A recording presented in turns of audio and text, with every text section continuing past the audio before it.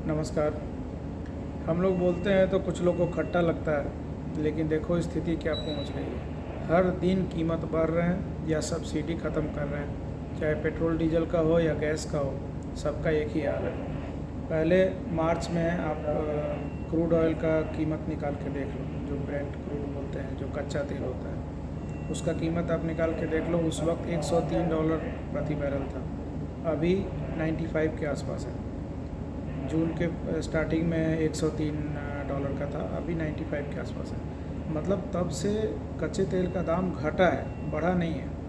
लेकिन दाम तब ये पिछले 3 महीने में, लास्टली 1 महीने में ही लगभग 7 से 8 रुपया बढ़ गया है। तो जब इंटरनेशनल रेट से लोग बोलते हैं कि इंटरनेशनल रेट से कच्चे तेल के दाम से ऊपर नीचे होता है पेट्रोल डीजल का दाम, तो जब घट रहा है तो घटना चाहिए ना।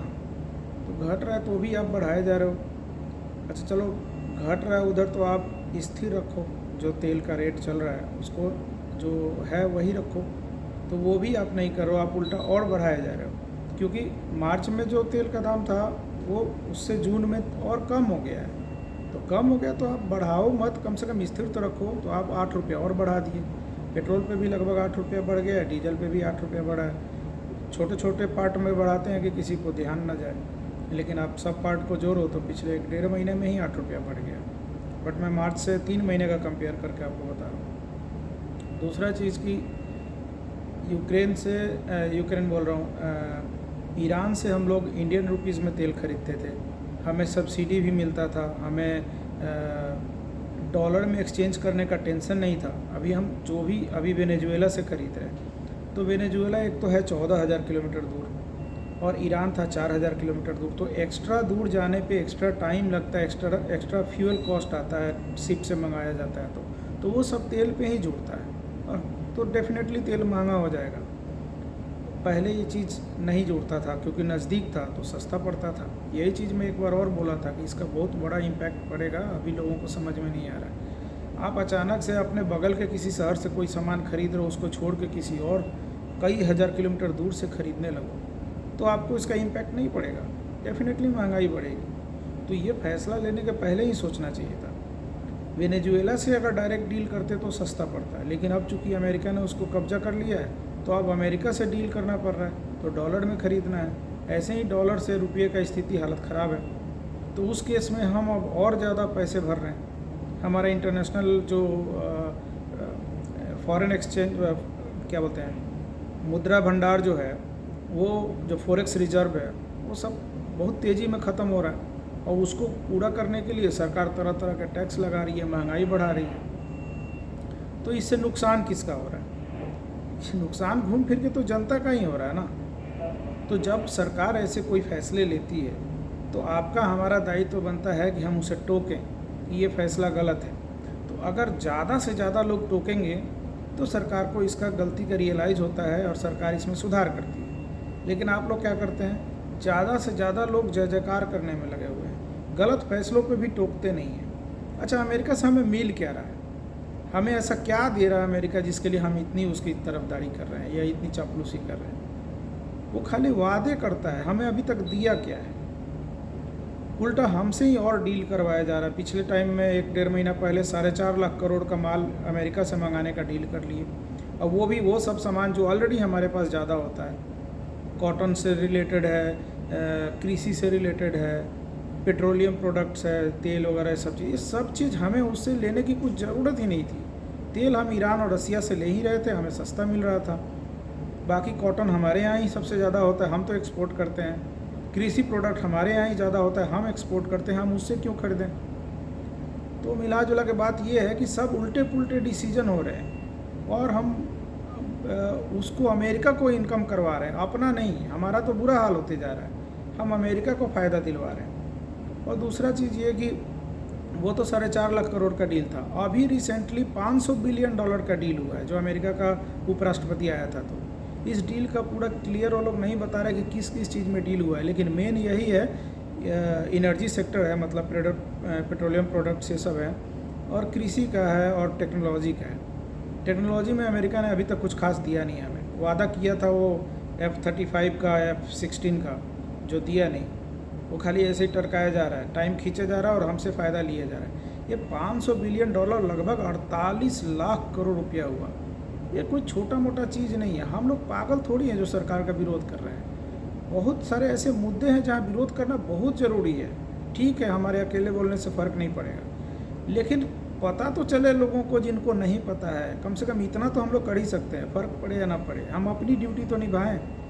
आप सबके लिए ये ज़रूरी है कि आप इन सब चीज़ों पे बोलो कि इतने लाख करोड़ का हम सिर्फ खरीद ही रहे हैं, हम दे क्या रहे हैं उनको? कुछ नहीं, खाली इंपोर्ट कर रहे हैं। तो हमारी इकोनॉमी का क्या हालत होगा जब हम ये पैसे धड़ाधड़ उसको दिए जाएंगे। अभी तो देना शुरू नहीं हुआ है। जब हम देना शुरू करेंगे पैसे, तो हमारी इकोनॉमी का क्या हाल पहुंचेगा, क्या होगा इसका, कितना लोड आएगा, और फिर ये लोड को मैनेज कैसे किया जाएगा? दाम बढ़ा के, वो तो बढ़ना ही है ना, नहीं तो इतना पैसा रिकवर कैसे होगा? तो हर चीज़ का दाम बढ़ेगा। गोल्ड पे इंपोर्ट ड्यूटी बढ़ रहा है, सिल्वर पे बढ़ रहा है, तेल के दाम बढ़ रहे हैं, गैस के दाम बढ़ रहे हैं। अब गैस का देखिए, अभी 29 रुपीज़ रिसेंटली बढ़ा था। इसके बाद अभी रिसेंटली अनाउंस कर दिए कि जो सब्सिडी वाले 9 सिलेंडर मिल रहे थे, उसमें से अब 4 ही सिलेंडर मिलेंगे, 5 सब्सिडी वाले सिलेंडर नहीं मिलेंगे। तो सब्सिडी वाले तो उज्ज्वला स्कीम वाले लोगों को ही मिल रहा था ना, तो उस पर 300 रुपया सब्सिडी था, उनको गरीब समझ के सरकार दे रही थी उज्ज्वला स्कीम से। तो साल का 12 सिलेंडर मिलता है सबको, जिसमें 9 उनको सब्सिडी वाला मिल रहा था। तो उसमें से 4 कर दिया, मतलब 5 सिलेंडर कम कर दिया, मतलब 1500 रुपया साल का। अच्छा, इसके अलावे ये 29 रुपीज़ का जो अभी बढ़ाया है रेट, इसका लोड आएगा। तो बाकी वो 5 सिलेंडर क्या, वो 12 सिलेंडर पे ये लोड आएगा 30 रुपये का। इसके अलावे जो सब्सिडी मिल रहा था नॉर्मल सिलेंडर्स पे, जैसे 9 तो सब्सिडी वाला सिलेंडर हुआ, बाकी 3 तो नॉर्मल सिलेंडर हुआ। तो नॉर्मल सिलेंडर पे 30 रुपया जो सब्सिडी मिल रहा था 20 से 30 के बीच में, वो बंद कर देगी सरकार।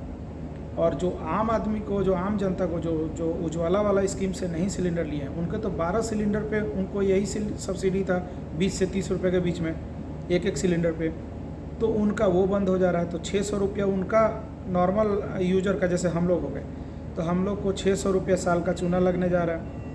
और जो उज्ज्वला वाले हैं उनको 1500 रुपया, तो 5 सिलेंडर कम कर दिया, तो ऐसे ही उनका ये हो गया, सब्सिडी वाला चला गया, मतलब 1500 का लोड आ गया। और प्लस जो बाकी के 3 सिलेंडर है, 5 के अलावा बाकी के जो 7 सिलेंडर है, उस पर जो 30 रुपये का बढ़ाया है वो, प्लस 30 रुपये का जो सब्सिडी ख़त्म करेगा वो, मतलब 60 रुपया, वो तो 300 रुपया और हो गया। तो 15 3 1800 हो गया, यानी उनका महीने का 150 रुपया बढ़ गया, और हमारा महीने का 50 से 60 रुपया बढ़ गया। ये इनडायरेक्टली यही हुआ इसका मतलब। आप सब्सिडी ख़त्म कर दिए तो नॉर्मल रेट से ख़रीदना पड़ेगा ना, तो रेट तो बढ़ ही गया ना। तो 150 रुपया महीना उनका गया और हम लोग का 60 रुपये का महीना गया। तो आप भला किसका कर रहे हैं? वो तो गरीब है ना, जिनको आपने उज्ज्वला स्कीम में दिया था कि गरीब को हेल्प कर रहे हैं, सिलेंडर देंगे हम, और उनका सब्सिडी ख़त्म कर रहे हैं। तो ये गरीब का कौन सा हेल्प हुआ? और इस अमेरिका से दोस्ती का हम लोग कितना कीमत चुका है? मतलब अगर हिसाब जोड़ के देखें तो ये बहुत ज़्यादा कीमत चुका रहे हैं हम लोग। हमें क्या मिल रहा है बदले में? हमारे लोग वहाँ जो जाके ऑलरेडी लगे हुए थे कामकाज में, उनको ढूंढ ढूंढ के अमेरिका चेन लगा लगा के वापस भेज रहा है। ऐसे नहीं है कि वो लोग अपने आप मिल जा रहे हैं, उनको पर्पसली ढूंढा जा रहा है वहाँ पे, ढूंढ के पकड़ के उनको चेन पैर में हाथ में लगा के और प्लेन से भेज रहा है। क्या दोस्ती है ये? क्या फ़ायदा है इसका? हमें रसिया से तेल खरीदने पर रोक लगा दिया है। अभी जेडी वेंस आया था अमेरिका का उपराष्ट्रपति, तो वो यही बोल के गया कि अब रसिया से तेल नहीं खरीदना है, जो खरीदना है उनके थ्रू खरीदना है, वेनेजुएला से। तो क्या प्रॉब्लम है? एप्स्टीन फाइल में नाम है, एक ये कारण हो सकता है, या अगर वो कारण नहीं है तो दूसरा कारण है अडानी अंबानी। इनके बिजनेस बहुत सारे हैं अमेरिका के साथ। पिछले ही एक साल में 2024 से 2025 के एक साल में अंबानी 7000 रुपया प्रॉफिट कमाया अमेरिका के थ्रू, जो उनका डील हुआ था बिजनेस, जो तेल रिफाइन करके बेच रहे थे। ये लोग ही मिसयूज़ किया इसका। रसिया से सस्ता तेल मिल रहा था तो अंबानी ही सब तेल खरीद रहा था मोस्टली। जो गवर्नमेंट ऑफ इंडिया के जो तेल कंपनी है वो सबको कम ही मिल रहा था, और उनको तो जो मिल रहा था सबसे ज़्यादा अंबानी उठा के रिफाइन करके यूरोप में और अमेरिका में बेच रहे थे। तो इसका इसीलिए यूएस ने नकेल कसा। तो इसका इम्पैक्ट ये हुआ कि अब अंबानी अडानी का जब स्क्रू टाइट करता है तो मोदी जी कोई भी डील करने को तैयार हो जाते हैं, तो उसका इम्पैक्ट सब पे पड़ता है। अभी अंबानी बहुत बड़ा डील किए हुए हैं वेनेजुएला, मतलब अमेरिका के साथ, कि वेनेजुएला से तेल ला कर रिफाइन करके बेचेगा। वैसे ही अडानी का डील है, अडानी का केस ख़त्म करना था। तो मिला जुला के हम वो कीमत चुका रहे हैं मोदी जी के दोस्ती का, चाहे उनका दोस्ती ट्रंप से हो चाहे अडानी अंबानी से हो। और ये बात आप नहीं मानेंगे क्योंकि आप ब्लाइंडली सपोर्ट कर रहे हैं सरकार को, लेकिन जब आप सोचेंगे इस चीज़ को आपको समझ में आएगा कि हम लोग इसका बहुत भारी कीमत चुका रहे हैं। उनके बिजनेस सही से चलते रहें, इसके लिए अमेरिका के आगे भारत सरकार झुक रही है और ट्रंप को खुश करने में लगी हुई है कि उनके बिजनेस पे कोई इम्पैक्ट ना आए। उनका एनर्जी सेक्टर में, तेल वेल में बहुत सारा बिजनेस चल रहा है बहुत सारे प्रोडक्ट उनके एक्सपोर्ट होके जाते हैं अमेरिका में।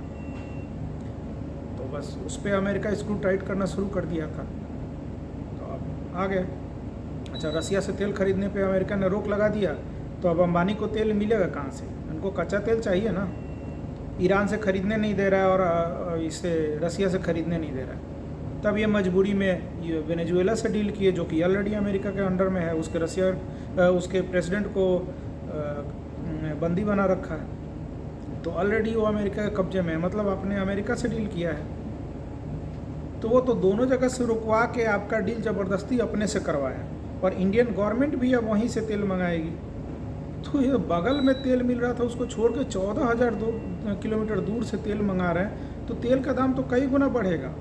और ये धीरे धीरे 2 रुपये 3 रुपये कर करके अभी बहुत तेल के दाम बढ़ने वाले हैं। गैस का भी वही हाल है, गैस की कीमत में भी कितना उछाल आ गया। ऊपर से अमेरिका ने हमें क्या दिया है, वो तो हमारे लोगों को बांध के भेज ही रहा है। जो अमेरिका में वर्किंग क्लास लोग हैं उनके लिए रूल बना दिया कि उसके वीज़ा के लिए 1 करोड़ रुपया देना पड़ेगा, तब वीज़ा उसका ये होगा, अपडेट होगा। मतलब और जो नया अप्लाई कर रहे हैं उनके लिए भी, जैसे पुराने जो हैं उनको शायद चार्जेस से हटाया है, लेकिन जो लोग नए लोग अमेरिका में जाना चाहते हैं उनको वर्किंग वीज़ा चाहिए, तो 1 करोड़ रुपया उसका फ़ीस है। अब 1 करोड़ आप भरिए तब वहाँ वर्किंग वीज़ा मिलेगा। तो फ़ायदा क्या हो रहा है अमेरिका से दोस्ती का? क्या फ़ायदा है? सस्ते वाले रास्ते सब तो ब्लॉक कर दिया, महंगा खरीदवा रहा है, इंपोर्ट सारे अपने प्रोडक्ट्स इंडिया में कर रहा है। जो चीज़ भारत सरकार ही बोलती थी कि हम वो सब प्रोडक्ट इंपोर्ट नहीं करेंगे, उससे हमारे किसान पे बहुत ज़्यादा इफेक्ट करेगा, हमारे किसान प्रोडक्ट फिर कहाँ बेचेंगे? जब सब हम मंगा ही लेंगे तो फिर इनका प्रोडक्ट क्या होगा?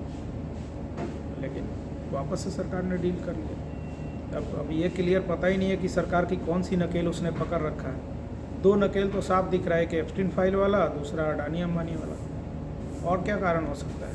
जब पर सरकार बिना मतलब के, बिना किसी शर्त के सारी बातें मानी जा रही है, और क्या कारण होगा? ये लोग सब बात मान रहे हैं और वो पाकिस्तान को फेवर कर रहा है, वहाँ तेल खोज रहा है, उनके सेनाध्यक्ष को रिस्पेक्ट दे रहा है, उनके सेनाध्यक्ष से बुला के मीटिंग करता है। भारत का स्क्रू टाइट कर किए जा रहा है धीरे धीरे। हमें क्या मिल रहा है? कुछ नहीं। लेकिन इस पे आप लोग सोचना ही नहीं चाहते हो। आप लोग को लगता है कि अरे सरकार जो कर रही है सही कर रही है। सरकार भगवान नहीं होता है, वो एक नेता है। नेता सही भी कर सकता है, गलत भी कर सकता है। तो आपको ज़रूरी है कि उसके सही चीज़ को सही बोलो और गलत चीज़ पे उसका स्क्रू टाइट करो। उसको पूछो कि ये चीज़ क्यों गलत हुआ। सब लोग पूछते हैं तो फ़र्क पड़ता है, एक आदमी के पूछने से फ़र्क नहीं पड़ता है, लेकिन हज़ारों में जब लोग पूछते हैं तो फ़र्क पड़ता है। लाखों में पूछेंगे तो डेफिनेटली फ़र्क पड़ेगा, और जिस दिन करोड़ों में पूछने लगे उस दिन तो जो लोग चाहेंगे वही होगा। नेता को लोग के हिसाब से ही चलना पड़ेगा, क्योंकि नेता को उन्हीं का वोट चाहिए। ऐसा नहीं है कि नेता जो मन में आए वो करेगा। अगर जनता टाइट हो जाए तो नेता कर ही नहीं सकता अपने मन की बात, उसे जनता के हिसाब से ही चलना पड़ेगा। तो जनता अगर नहीं चाहेगी तो जनता अपना बुरा दिन देखेगी। और ये मैं इसलिए नहीं कह रहा हूँ कि मुझे मोदी से एलर्जी है, नहीं, मोदी के गलत काम से एलर्जी है। मैं तो खुद मोदी सरकार को 2 बार वोट दिया हूँ, उसके बाद मैं नहीं दिया। तो गलत कामों से एलर्जी है, ऐसा नहीं कि किसी आदमी से एलर्जी है। आप गलत काम क्यों कर रहे हो? आपने जो वादा किया वो डिलीवर करो ना। और नहीं कर सकते तो कम से कम यथास्थिति बनाए रखो, कोई और आएगा तो ठीक करेगा। आप डे बाई डे स्थिति को और बर्बाद किए जा रहे हो। जो 48 लाख करोड़ का डील हुआ है, आप सोच नहीं सकते इसका कितना दिन तक असर रहेगा भारत सरकार के जीडीपी पे और भारत सरकार के प्रोग्रेस पे, देश की जनता पे, और इसके लिए कितना महंगाई बढ़ाना पड़ेगा ये पैसे एडजस्ट करने के लिए। सोच नहीं सकते हैं कितना ज़्यादा इम्पैक्ट करने वाला है, लेकिन इस पर कोई चर्चा नहीं है। मीडिया उसने खरीद रखा है सरकार ने, मीडिया इन सब बातों पे करती ही नहीं है बात। देश में कोई भी भूचाल आ जाए, धकाधक पेपर लीक हो, सारे बच्चे रोड पे आ जाएं, लेकिन इन सब मुद्दों पे मीडिया बात नहीं करती है कि लोगों के अटेंशन में ये बात जाए। और लोग खुद न्यूज़ मीडिया से ही देखते हैं और मीडिया इन सब मुद्दों पे बात ही नहीं करती है। अरे आपके पास बहुत सारे दूसरे सर्च इंजन है, वहाँ से गूगल से जहाँ तहाँ से न्यूज़ निकालो ना, वो लोग सच भी लिखते हैं। लेकिन जो इंडिया का इलेक्ट्रॉनिक मीडिया है तो सच दिखाती ही नहीं है। ये लोग तो सिर्फ सच दबाने के लिए हैं कि कैसे भी आप तक सच पहुँचे नहीं, इसलिए वो लोग मैटर को डाइवर्ट करके दूसरा मैटर दिखाते हैं, दूसरे मुद्दे चला देते हैं ताकि आप उसमें उलझे रहो, आपके दिमाग में वही चलता रहे। तो सच तो एटलीस्ट पता करो, और जब सच आपको पता चल रहा है कि कहीं कुछ गलत हो रहा है या सरकार की कोई पॉलिसी गलत है तो विरोध करो। नेता भगवान नहीं है, नेता से गलतियां होती हैं, नेता गलत फैसले लेता है तो उसके गलती पे टोको, उसको रोको। आप खुद भी तो देख सकते हो कि जब पिछले 3 महीने में कच्चा तेल का दाम बढ़ा ही नहीं इंटरनेशनल मार्केट में, तो यहाँ तेल डीजल के दाम क्यों बढ़ाए जा रहे हैं? पेट्रोल डीजल के दाम, खाली पेट्रोल डीजल का दाम बढ़ने से उसी पे असर थोड़ी पड़ता है, सब इंसान पे इसका असर पड़ता है। जो लोग भी पेट्रोल यूज़ कर रहे हैं उनके बजट बढ़ते हैं, जो लोग डीजल यूज़ कर रहे हैं उनके बजट बढ़ते हैं महीने के खर्चा का। उसके बाद डीजल से जितनी गाड़ियाँ चल रही हैं उससे जो भी माल ढुलाई होता है, माल खरीद के मार्केट में आता है, सब्जी हुआ, किराना सामान हुआ, जो भी हुआ, वो सबके दाम धीरे धीरे बढ़ जाते हैं, सारे चीज़ों के दाम बढ़ जाएंगे।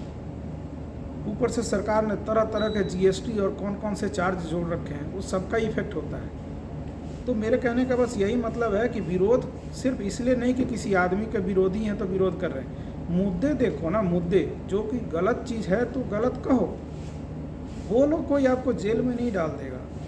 और आपके बोलने से आज सरकार भी नहीं गिर जाएगी, जो आप इतना घबरा रहे हो कि कहीं सरकार ना गिर जाए। बस सरकार को गलत काम करने से रोको, क्योंकि अगर सरकार किसी की भी पसंद की हो, अगर वो गलत काम करेगी तो सब पे इम्पैक्ट करेगा, सबको नुकसान करेगा। इसलिए हम लोग बोलते हैं और इसलिए आपको भी बोलना चाहिए।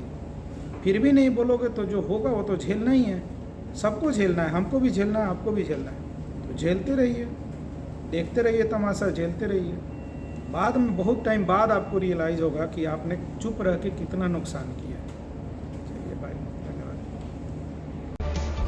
इस वक्त एक बड़ी खबर आ रही है। केंद्र सरकार ने सब्सिडी वाले गैस सिलेंडर की संख्या में कटौती की है। अब 1 साल में सब्सिडी वाले सिर्फ 4 सिलेंडर ही मिलेंगे। अभी तक 1 साल में सब्सिडी वाले 9 सिलेंडर मिलते थे। पीएम उज्ज्वला योजना के तहत सब्सिडी वाले सिलेंडर मिलते हैं। 1 साल पहले तक सब्सिडी वाले गैस सिलेंडर 1 साल में 12 मिलते थे, जिन्हें पिछले साल ही घटाकर 9 किया गया था, और अब 1 साल में सब्सिडी वाले सिर्फ 4 सिलेंडर ही मिला करेंगे। केंद्र सरकार ने ये कदम औसत घरेलू खपत के स्तर को ध्यान में रखते हुए उठाया।